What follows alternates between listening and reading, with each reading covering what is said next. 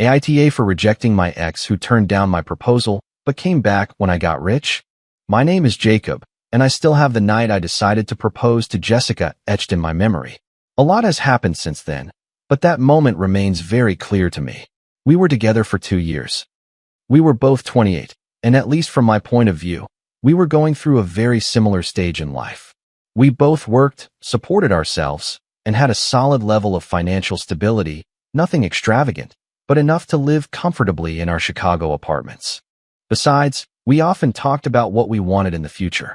Our relationship wasn't just some casual fling or a fleeting impulse.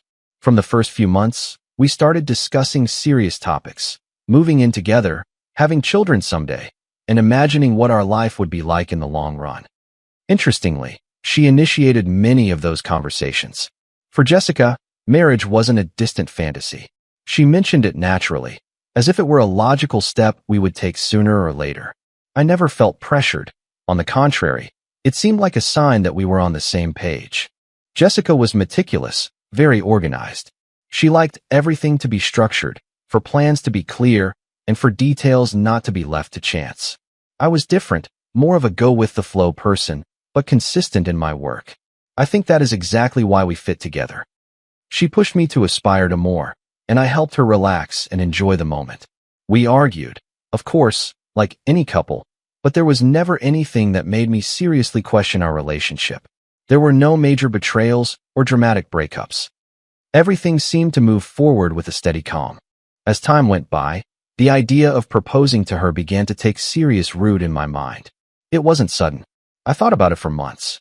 I analyzed our differences, our goals, and our way of resolving conflicts. I asked myself if I was really ready to take on such a commitment. And the answer, after thinking about it a lot, was yes. Not because everything was perfect, but because I felt I wanted to face life, including its difficult parts, with her by my side. I knew the presentation mattered to Jessica. She didn't like improvised gestures or poorly planned moments, so I decided to organize everything carefully. I wanted that proposal to reflect what I felt and the value I placed on our relationship. I chose a restaurant at the very top of a skyscraper downtown with a panoramic view of the entire city skyline and Lake Michigan. It wasn't just any place. You had to book weeks in advance. The atmosphere was understated, elegant, and quiet. I asked for a secluded table, away from other people. I wanted absolute privacy, free from curious stares or awkward interruptions. I also made sure the menu included her favorite dishes. I knew her tastes well. She preferred classic American cuisine done exceptionally well, with balanced flavors, and nothing too experimental. I requested soft, subtle instrumental jazz to accompany the moment without stealing the spotlight. I chose the flowers with the same care. Nothing over the top. I opted for an elegant arrangement of white lilies. Jessica valued things being well done over being ostentatious. The ring was what took me the longest to decide on. I had no doubts about wanting to give it to her. What I wanted was to get it right. Finally, I chose a classic 18-karat gold band with a solitaire diamond. It wasn't huge or extravagant, but it was of excellent quality and timeless design. It cost me quite a bit. For several months, I cut back on my expenses and put some personal projects on hold. I did it convinced that it was worth it. I felt it was a concrete way to show her how much she meant to me. And then the night arrived. I remember every detail with a clarity that still makes me uncomfortable today. Jessica arrived on time, as she almost always did. She wore an elegant black dress that highlighted her features. It wasn't flashy, but it fit her perfectly. Her hair was down, carefully styled, and her makeup was subtle, just enough to highlight her eyes without being overdone. She looked beautiful, confident, and calm. I wore a tailored suit, nothing overly formal, but well chosen. I wanted to look appropriate for the occasion without seeming stiff. When we greeted each other, I noticed she was in a good mood. She smiled, made light comments about her week at the hospital, and seemed relaxed. We sat down and started dinner. The conversation flowed naturally. We talked about work, upcoming plans for the summer, and everyday matters of little importance. I was nervous, but I did my best to hide it. She showed no signs of suspicion or discomfort. While we ate, I mentally went over what I wanted to say. I hadn't prepared a long speech, just some clear ideas. I didn't want to sound rehearsed. I wanted to be sincere. When dessert was served, I knew it was time. I felt a knot in my stomach, that strange mix of excitement and fear. I took a deep breath and asked her for a moment of her attention. I talked to her about us, about what those 2 years had meant to me. I told her I had grown by her side, that I admired her discipline and her perspective on life. I explained that I pictured myself building a future with her, sharing decisions, responsibilities, good days, and difficult ones too. I didn't exaggerate anything. I was direct. Then I stood up from my chair. Everything seemed to move in slow motion. I took the ring box out of my jacket pocket, knelt on one knee in front of her, and looked right at her. I can still remember her expression. It wasn't total surprise, but it wasn't overflowing emotion either. It was a restrained look, hard to interpret. I asked her if she would marry me. There was a short, heavy silence. Jessica didn't reach out her hand, didn't smile. She looked down for a few seconds, as if carefully choosing her words. I was still kneeling, waiting. Then she looked up and with a serene tone, without anger or sarcasm, said, "If you had more money, I would say yes." I wasn't prepared to hear something like that. I froze, still on my knee, with the ring in my hand. It was as if the sound of the restaurant had suddenly turned off, as if everything was far away. I didn't know how to react. For a few seconds, I looked at her, trying to understand if she was serious or if nerves had betrayed her. She sighed slightly and continued speaking with the same serene tone that had left me speechless. "I'm sorry," she told me, "but I think I am meant for something bigger. Your job is fine. I'm not saying it's not, but it's nothing spectacular. You are a photographer, you earn a decent living, but I feel that is not enough for me." Every sentence hit me hard. There was no obvious contempt, nor did she raise her voice. She didn't yell, she didn't make a scene. On the contrary, her tone was calm, almost clinical, as if she were presenting a logical conclusion she had reached after a lot of thought. And that was what threw me off the most, that quiet coldness, which was so unfamiliar in her. I stood up slowly, my legs were shaking. I put the ring away almost by instinct, without really thinking about what I was doing. It was more of a reflex action than a conscious decision. I looked at her, trying to recognize in her face the woman I had shared 2 years of my life with. "If you knew we weren't compatible, why didn't you ever say so?" I asked, still trying to understand. She didn't seem surprised. She settled into her chair, calmly crossed her legs, and replied, as if explaining something simple. "Because I like being with you. You are handsome. I feel good by your side, but I don't see myself marrying you. My plan was to be with you for a while and later break up and date someone else on my level. A doctor, a corporate lawyer. Don't take it the wrong way. You could look for a girl more suited to you, someone more down to earth." I felt my stomach drop. I couldn't believe what I was hearing. Throughout our entire relationship, nothing similar was ever mentioned. She never talked about levels or about us being something temporary. It was always her who brought up the topic of marriage, who talked about the future as if we were building it together. In that instant, everything started to look different, as if I had been living a version of the story that only existed in my head.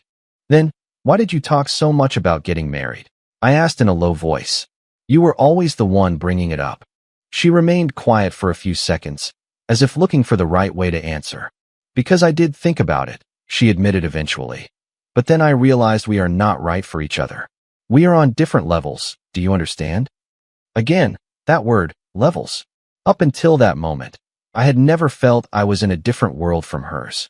Yes, we had different professions, but our incomes were comparable. We lived similarly, without excessive luxury and without struggling to make ends meet. "What levels are you referring to?" I asked her. "We make practically the same. I am a photographer, and you are a registered nurse." She smiled slightly, an awkward smile. "Yes, but I am meant to be provided for," she said without hesitating. "And I don't think you will ever have the financial standing to do that." At that moment, I felt something inside me break. It wasn't just sadness, it was disappointment, disbelief, and a deep exhaustion. There was no point in listening anymore. What she was saying wasn't a passing doubt or fear of commitment. It was a clear stance built on a worldview that I didn't share, and that, honestly, I never knew she held. I took a deep breath. I didn't raise my voice, and I didn't make a scene. "Then, I guess we are done here," I said. She nodded casually. "All right." There were no tears. She didn't try to stop me. She didn't soften anything. It was immediate acceptance, as if that outcome had already been expected for a long time. I grabbed my jacket and left the restaurant. I don't remember exactly how I got home. I drove on autopilot down Lakeshore Drive, with a blank mind and a heavy chest. I didn't sleep that night. I felt confused, hurt, even humiliated. I mentally reviewed the last 2 years, looking for signs I might have ignored. I thought about our conversations, the plans, the happy moments. Everything became overshadowed by one phrase that kept repeating in my head. I am meant to be provided for. The next day, I decided to return the ring. I didn't want to see it anymore. Every time it was in front of me, I felt an uncomfortable pressure in my chest. I went to the jewelry store early with the intention of getting the process done as quickly as possible. While I waited, I couldn't help but think about how ironic it all was. I had invested money, time, and expectations into something that never held the same weight for her. Later, back at home, I opened my phone almost out of habit. I wasn't looking for her, but her Instagram story popped up right away. She had uploaded a photo. She was in what looked like a doctor's office, smiling next to a man significantly older than her. The age difference was obvious. He was wearing a white coat with a stethoscope around his neck. The caption said, "Had an amazing time today. Felt like I could finally breathe." It wasn't exactly jealousy. It was more like confirmation. Things started to click. I understood that the levels thing hadn't been an improvised phrase. It wasn't just about money. It was about status, image, and the life she wanted to project to the world. While I was thinking about building together from what we had, she was waiting for something else, someone else, another context, another social position. I also realized that her way of seeing me was never what I imagined. To me, being a photographer was a respectable profession. It didn't make me a millionaire, but it gave me stability and personal satisfaction. To her, on the other hand, it was insufficient, something that didn't fit into her idea of the future. That photo didn't destroy me. It gave me clarity. It made me see that my proposal hadn't ruined anything. It just sped up a truth that was going to come out sooner or later. I didn't lose someone who wanted to build a life with me. I lost someone who never had that intention.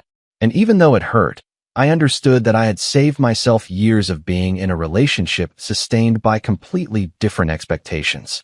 No one can force another person to share values they don't have. And not every rejection speaks to your personal worth. Many times, it speaks to how the other person views the world. Time began to pass, but not lightly or quickly. The days following a breakup like that are dense and heavy.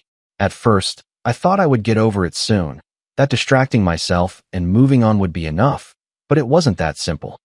For weeks, and to be honest, it was more like months, that conversation kept coming back to my head over and over again. It wasn't just the moment of the proposal that haunted me, but one specific word, level. That word got stuck in my mind. I thought about it at work while editing photos. It accompanied me when I drove on the expressway. It even appeared right before sleeping, when everything is quiet and the mind has nowhere to hide. I wondered what she really meant by that. Was she only talking about money, status, and ambition, or was there something deeper behind it? I also questioned myself. Was I naive? Did I ignore clear signs? Did I trust too much? What frustrated me the most wasn't just the rejection. It was feeling like I had been reduced to such a simple label. You are not on my level. As if 2 years could be summarized on an invisible scale. At first, I kept everything to myself. I didn't want to repeat the story or sound like someone complaining. But it reached a point where I needed to let it out. I started talking to my friends. I told them exactly what happened, without sugarcoating anything. I repeated her phrases exactly as I remembered them. I expected different reactions, surprise, outrage, maybe someone telling me that she was right about something. But something I didn't imagine happened. Everyone, without exception, told me that at some point in their lives, they had felt something similar. Not the exact same situation, of course, but that specific feeling of someone belittling you. That need to prove that you can grow, move forward, and make those who doubted you eat their words. And the funny thing is, they didn't say it out of resentment. They weren't talking about revenge. They framed it as something almost instinctive. When someone tells you that you are not enough, and deep down you know you can be more, something triggers. One of them summed it up with a phrase that stuck with me. It's not about proving anything to that person, but about not staying where they tried to put you. That idea began to resonate with me, not as an obsession, but as a driving force. I didn't want to live feeling discarded due to a lack of ambition or capability, and not because I needed Jessica to validate me, but because I didn't want to define myself by the version she had created of me. So, I started working harder. It wasn't a radical change overnight. I simply started saying yes where I used to say no. I accepted more weddings, more corporate headshots, and more event gigs. If I previously turned something down out of tiredness or comfort, I now evaluated it differently. I adjusted my schedule, organized my workflow better, and when I could, I invested in upgrading my camera gear. I didn't do it out of external pressure. I did it because I wanted to find out how far I could go. Photography had always been my profession, but during that stage, it became a personal challenge.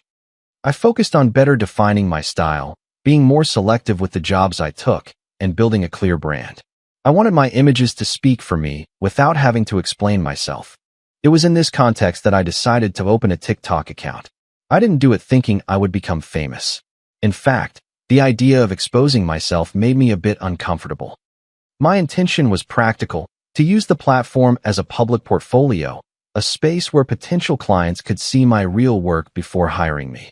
I started uploading simple videos, snippets of photo shoots, comparisons between the unedited shot and the final result, and small behind-the-scenes moments.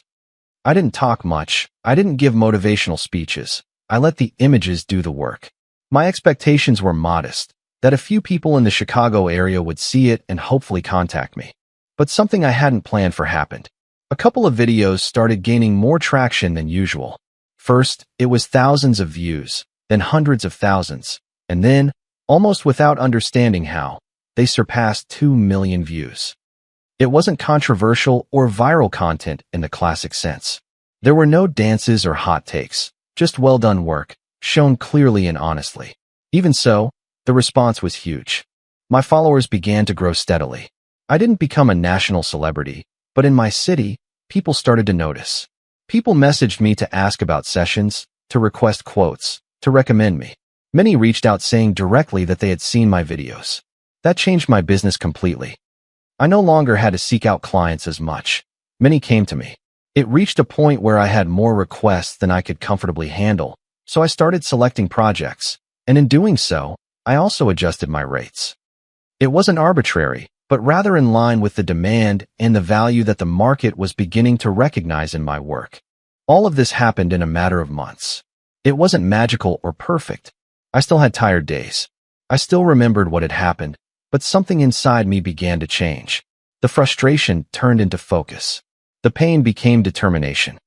I started to feel like I was building something of my own, something solid, something that didn't depend on anyone else's approval. And although I wasn't consciously trying to, every time I thought of the word level, it no longer hurt the same way. One day, after an especially long wedding shoot, one of my friends invited me to grab a beer. He was one of the people who had listened to me the most during the months following the breakup. His story was different, but it had common points. For years, he sold custom t-shirts at street fairs, working grueling weekends with unstable income. Little by little, with perseverance and risky decisions, he managed to open his own small boutique in Wicker Park. Over time, the business grew and became quite successful locally. While we were talking, he congratulated me. "I'm really proud of you, man," he said. "It shows that you focused and didn't stay stuck." I thanked him. I confessed that even though things were going better, I still struggled to process what had happened with Jessica. He listened without interrupting, and just before we left, he said something that at the time sounded like just another comment. "You'll see," he said with calm certainty. "The people who once looked down on you will come back. Don't believe a word they say. Just walk away." He didn't say it with bitterness. He said it like someone who had already lived it and knew exactly what he was talking about. I smiled when my friend said that, but I didn't think much of it. In my head, that chapter was already closed. To me, Jessica belonged in the past, and I didn't see any possibility of her crossing my path again in a meaningful way, but almost as if my friend had seen the future, it happened. It was a weekday afternoon. I was working in Lincoln Park, a place I went to frequently because it had spacious gardens, great natural light, and many different backgrounds to play with composition. This time, I was doing an engagement shoot for a couple getting married in the fall. Everything was normal. I was focused, adjusting framing, correcting poses, and checking the shots on the camera's display. During one of the short breaks, while I was reviewing the photos, I heard a voice that was all too familiar. "Hi, it's been a while." I turned around almost instinctively. It was Jessica. I stood still for a few seconds, not out of nostalgia or emotion, but out of pure surprise. I wasn't expecting her. I had no idea what she was doing there. She was well-dressed in expensive-looking athletic wear, elegant as always. Her posture conveyed confidence. She smiled with that rehearsed expression that tries to fake being casual. "Hi," I replied without adding anything else. "Do you have a minute?" she asked. I looked at the couple waiting for me to continue the session and then looked back at her. "I'm sorry, I'm working." "Don't worry," she said. "I'll wait for you." I went back to my job. I tried to focus, but it was impossible not to be aware of her presence at a distance. She didn't leave. She stood there, scrolling on her phone, glancing up every now and then. When I finished the session and said goodbye to the couple, I started packing up my equipment with the intention of leaving without getting into any further conversation. I thought it was best to go about my day as if nothing had happened, but as I walked past her, she called out to me again. "Wait." I sighed and turned around. "What is it?" She looked me up and down without hiding it. "Wow, you have changed a lot," she said. "I'm really impressed. I've been thinking, and I believe we could try again. We ended things too fast. We should have talked more." I listened without interrupting, and I was surprised by what I felt. Nothing. No anger, no sadness, no emotion, just a very clear distance, as if I were listening to a stranger. "I'm sorry, but no," I answered. She frowned slightly, as if she hadn't anticipated such a direct refusal. "Babe, please," she insisted. "Tell me you don't miss our movie dates, going out, or the way we were together. Don't you miss any of that?" I looked at her calmly before answering. "The truth is, I don't." Her smile tightened. She tried to maintain it, but it was no longer natural. "I remember how you used to love it when I wore my nurse uniform for you," she said, lowering her voice. I felt uncomfortable, not out of embarrassment, but because the comment seemed so calculated and out of place. "That's beside the point," I replied firmly. I picked up my backpack, ready to leave. I had no interest in prolonging that conversation, but before I could take 2 steps, she spoke again. "Wait, babe. I know I was an idiot, but we can fix this. Now I would say yes if you asked me. I imagine you have a good income. You're well known now." I stopped, not because I was hesitating, but because those words confirmed everything I already knew. I turned around and looked her in the eye. "Don't take this the wrong way," I told her, "but I've always thought about something bigger, being with a woman more on my level." Her eyes widened in surprise. "What are you saying?" "I think you should look for a man more on your level," I continued. "Someone more humble." Her expression changed immediately. Surprise gave way to anger. "What is wrong with you, you jerk? Are you rejecting me?" "Yes," I replied bluntly. "I'm rejecting you. I don't want to be with a woman like you. A moment ago, you tried to use our private life to get my attention. I don't want a partner who acts like her affection is for the highest bidder. You should look for someone on that level." She stayed quiet for a few seconds, processing my words. Then she raised her voice and snapped, "You're just a show-off. You'll see. You will come crawling back to me." "Sure," I answered, "whatever you say," and I walked away. I didn't look back. I walked to my car feeling something strange, but it wasn't guilt. It was more like a sense of closure, as if a door that had been ajar for months had finally clicked shut. I thought that would be the end of it, but it wasn't. Days later, I started noticing strange comments on my TikTok videos. At first, I didn't pay them any mind. When someone starts gaining traction, criticism always appears. But I soon realized that many comments came from the same anonymous profile. They were derogatory, subtle digs, and insinuations. They didn't directly mention anything about what had happened, but the tone left little room for doubt. I didn't reply, nor did I delete them. I simply let them be. Over time, I reflected a lot, not just on that encounter, but on the whole process since that night at the restaurant. I understood that personal growth is rarely an elegant process. Sometimes it is born from wounds, from words that hurt more than they should, from moments that force you to rethink everything. I also realized that the most important change wasn't the money or the online visibility, it was internal. At some point, I stopped wanting to prove anything to her and started living by my own standards.